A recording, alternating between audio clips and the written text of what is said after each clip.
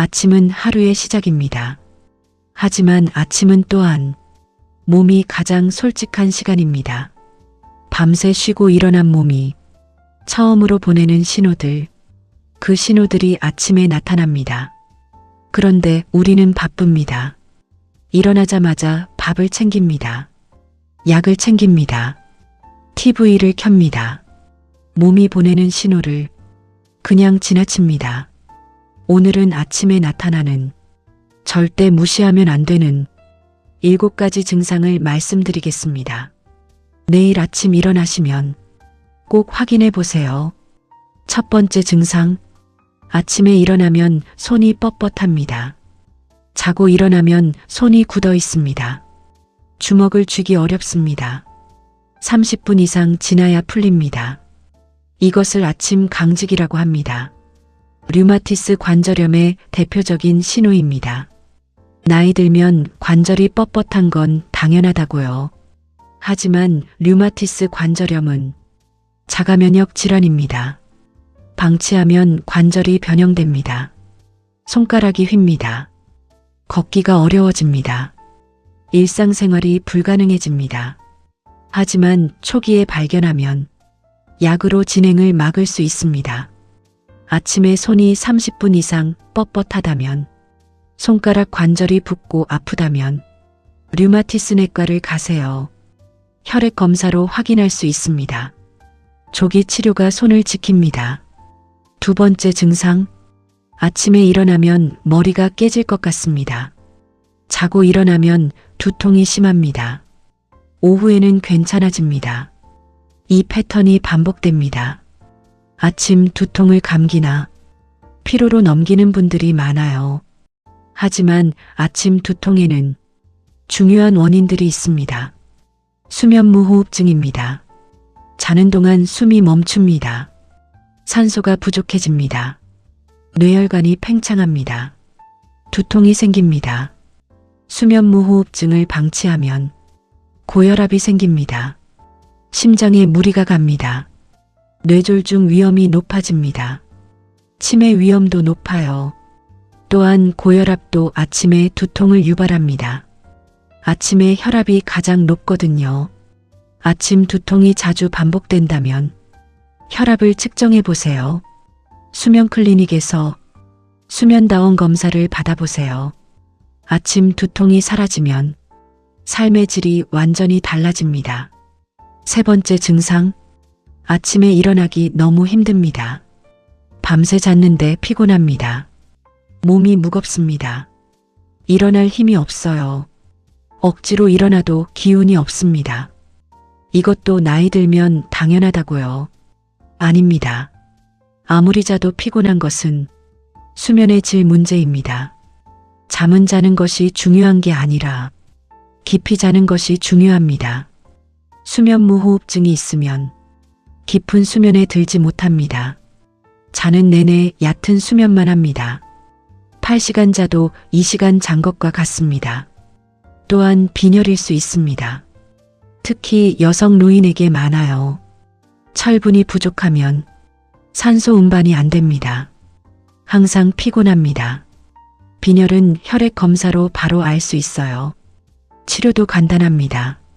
철분제를 먹으면 됩니다. 아무리 자도 피곤하다면 혈액 검사 하나만 받아보세요. 원인을 알면 치료가 시작됩니다. 네 번째 증상, 아침에 거울을 보면 얼굴이 붓습니다. 아침마다 얼굴이 붓습니다. 눈이 부어서 잘 안 떠집니다. 낮이 되면 빠집니다. 이것도 자주 있는 일이라 그냥 넘깁니다. 하지만 신장 기능이 떨어지면 아침에 얼굴이 붓습니다. 신장은 밤에 더 열심히 일합니다. 신장 기능이 약하면 수분이 얼굴에 고입니다. 또한 갑상선 기능 저하증도 얼굴을 붓게 합니다. 심장 기능 저하일 수도 있습니다. 단순 수분 섭취 때문일 수도 있어요. 하지만 매일 아침 붓는다면 원인을 찾아야 합니다. 소변 검사와 혈액 검사를 받으세요. 신장 기능, 갑상선 기능을 함께 확인하세요. 얼굴 부종은 몸 안에 이상 신호일 수 있습니다. 5번째 증상, 아침에 화장실을 못 갑니다. 아침에 일어나면 화장실을 가야 하는데 나오지 않습니다. 3일에 한 번 갑니다. 일주일에 2번만 갑니다. 변비라고요. 나이 들면 당연하다고요. 하지만 이것이 오래되면 대장에 문제가 생깁니다. 변비 자체가 위험한 게 아닙니다. 변비 때문에 힘을 주다 혈압이 급상승합니다. 뇌졸중이 화장실에서 많이 생기는 이유가 이것입니다. 변비약에 의존하는 것도 문제입니다. 장이 스스로 움직이지 않게 됩니다. 해결책은 식이섬유입니다. 채소, 과일, 잡곡밥을 드세요. 물을 충분히 드세요. 아침에 일어나자마자 미지근한 물 한 잔을 드세요. 장을 자극합니다. 걷기 운동이 장 운동을 도웁니다. 변비가 2주 이상 지속된다면 내과 진료를 받으세요. 대장암과 갑상선 기능 저하증도 변비를 유발합니다. 6번째 증상, 아침에 혈압을 재면 높습니다. 혈압약을 먹고 있는데 아침에 재면 여전히 높습니다. 낮에는 괜찮은데 아침에만 높아요. 이것을 아침 고혈압이라고 합니다. 새벽 시간에 혈압이 급격히 올라가는 현상입니다. 이 시간에 심근경색과 뇌졸중이 가장 많이 발생합니다. 혈압약을 먹어도 아침에 높다면 약이 맞지 않는 겁니다. 의사에게 말해야 합니다. 약의 종류를 바꿔야 할 수 있습니다. 아침에 약을 먹는 것이 아니라 저녁에 먹어야 하는 경우도 있습니다. 아침 혈압이 135 이상이라면 반드시 의사와 상담하세요. 혈압계가 있다면 매일 아침 일어난 후 5분 뒤에 측정하세요. 2주치 기록을 들고 병원에 가세요. 아침 혈압 관리가 뇌졸중을 막습니다. 7번째 증상, 아침에 기분이 너무 가라앉습니다. 눈을 뜨자마자 무겁습니다. 오늘도 살아야 하나 싶습니다. 아무것도 하고 싶지 않습니다. 일어날 이유가 없는 것 같습니다. 이 감정이 매일 아침 반복된다면 우울증입니다. 노인 우울증은 매우 흔합니다.